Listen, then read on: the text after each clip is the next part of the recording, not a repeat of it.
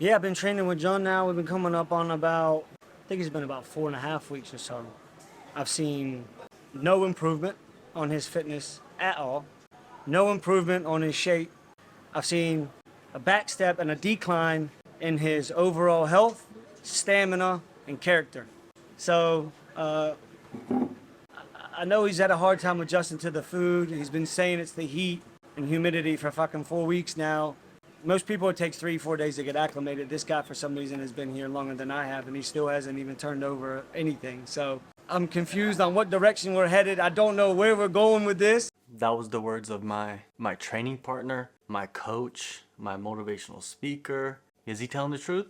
We will see. The weekend was like a cheat weekend for me, and I'm not even supposed to have cheat anything. You know what I mean? Like, I'm not even supposed to have cheat days. My diet has not really been something that I've been focusing on, but now that I'm eating a little bit more healthier, whenever I go out and indulge, like let's say I eat Burger King or pizza or something like that, I actually can feel, you know, the ill effects the next day during the workouts. It does affect mood, you know what I mean? Like the next day I woke up, especially on Monday, I woke up Monday after a long weekend of just eating whatever the fuck, you know what I mean? Like just not giving a shit. And I woke up on Monday very sluggish, stomach kind of feeling uneasy and just weak, you know what I mean, like just tired in some ways. And that was all due to the food, because I actually had a decent night's sleep. We will get a meal plan.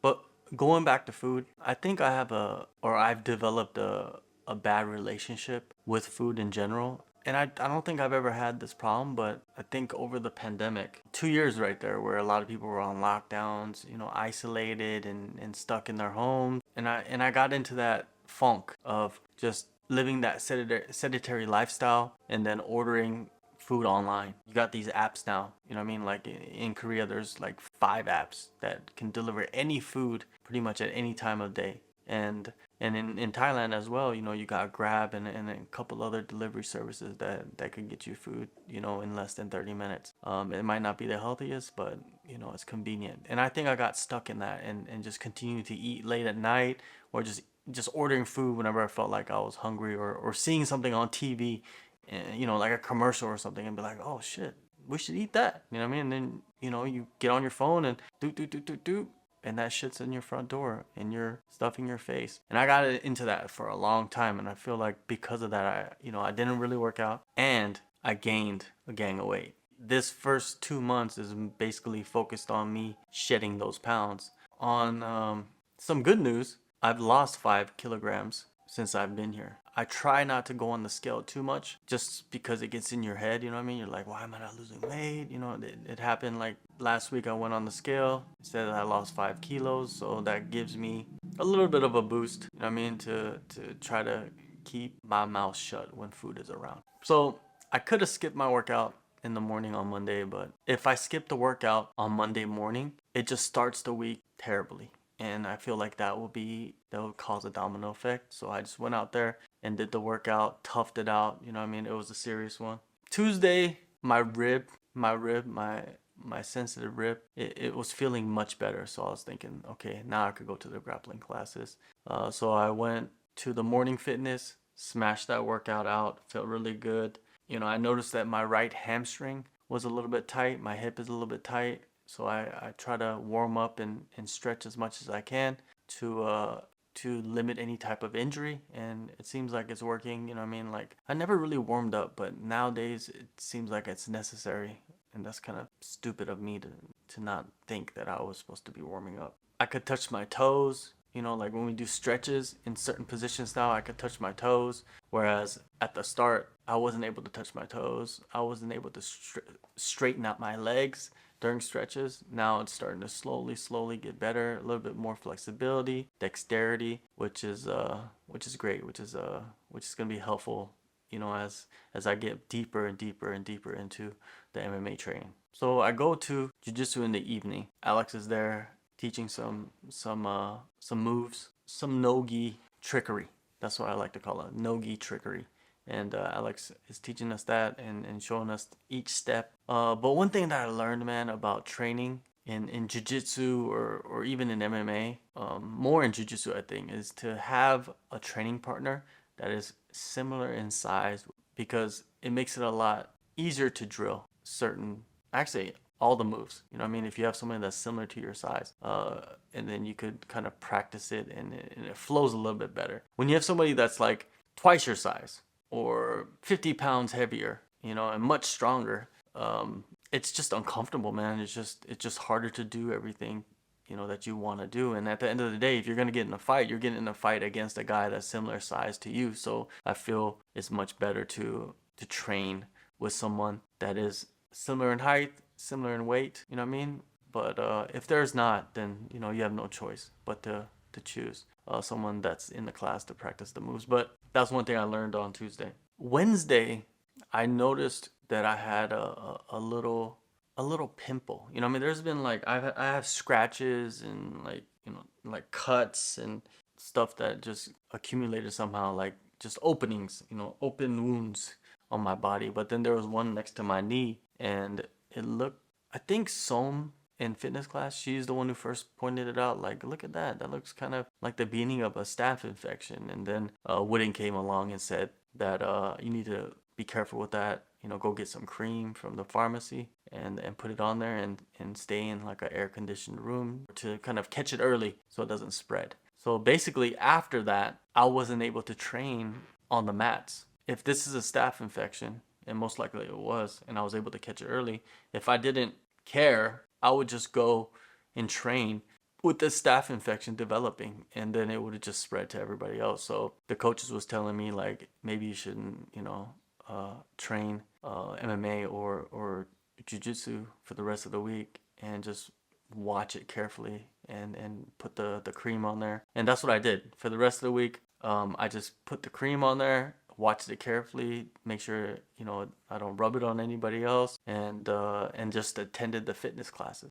So Tuesday, Thursday, and Friday, I was just at the fitness classes, and I did no or none, no MMA or jiu-jitsu for the rest of the week.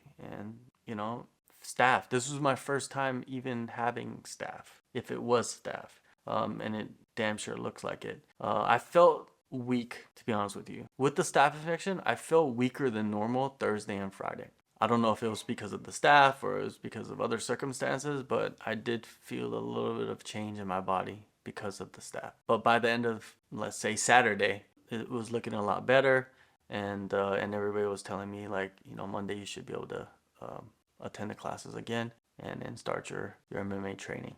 Wednesday, I meet with George at 3 p.m. and we go over a lot of the striking, the MMA striking that we did in previous sessions, and he's kind of testing me on what I've learned, and if I do remember certain aspects of the skills, you know, that he's teaching me. I felt a lot better. I felt a lot smoother on the feet on Wednesday for some reason. I don't know why, but I was just flowing a lot better, and the punches were just, you know, I don't know. It just felt, I felt like I was getting better hitting mitts. That's basically what it was. You know what I mean? Like, I'm not fighting anybody, I'm not sparring anybody, but I felt better hitting mitts. You know what I mean? I felt like my punches were a little bit sharper. My movement was better. And George was saying that you are getting better. You know, it's small steps, but you are getting better and is looking better. One thing that sucks about striking and just hitting mitts and the style that he's teaching me is that there's just some fucking huge blisters on the bottom of my toes,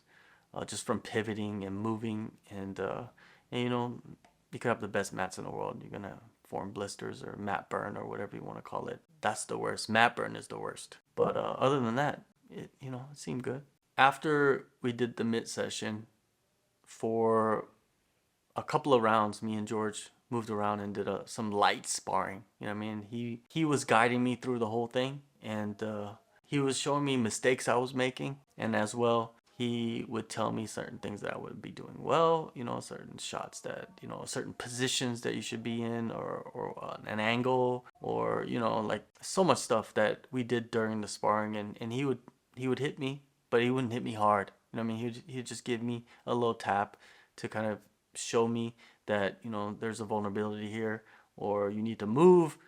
So much stuff. And I'm still not looking forward to the day that I start getting hit in the face really hard in sparring. I'm not looking forward to that day, but it's coming. It's gonna come in the next couple of weeks. It's happening, so I need to embrace it. Other than that, the next 2 days, Thursday and Friday, I just did fitness, man. Just woke up in the mornings, went to fitness, limited contact with other people. Friday, same thing. Saturday, I just took the day off, basically. Actually, no, I did not take the day off. I went to the gym to film some footage of the fighters sparring, and then I just hopped on an assault bike for 15 minutes. And here with the heat, 15 minutes on an assault bike, if you go hard, you're sweating your ass off. And that's what I did. I just did a quick 15-minute workout, because 15 minutes is how long you most likely you will fight. 3 rounds, 5 minutes. So I just went hard 15 minutes. I just need to do something on Saturday, some type of exercise. I feel like I was missing out, because I should be in the no-gi open mat sparring people on Saturdays, but I wasn't able to because of the staph infection. And hopefully next week, no, actually next week I won't even be able to go to the open mat, because I'll be in Pattaya judging MMA fights next Saturday. Next week's vlog, more sparring, more jiu-jitsu, and my experience actually judging a whole MMA event in Thailand. Make sure you go back and watch the previous videos if you haven't seen the previous videos. And take care, be safe out there, and I'll see you guys next week. I think we've hit about the 6-week mark now with John. Things are going well, things are progressing nicely. I'm happy with the way that it's going. Movement's a lot better, fitness is a lot better, strength's coming along. At the moment, he's just been coming to the classes and doing like the kind of cardio, hip-based sessions, which is fine. But now we're gonna have to sort of transition now to more like lifting weights, and we're building a lot more strength, stability, and I'm excited to see the next 6 weeks, because he's done very well to set up this base level now, and then to progress through, it should be good.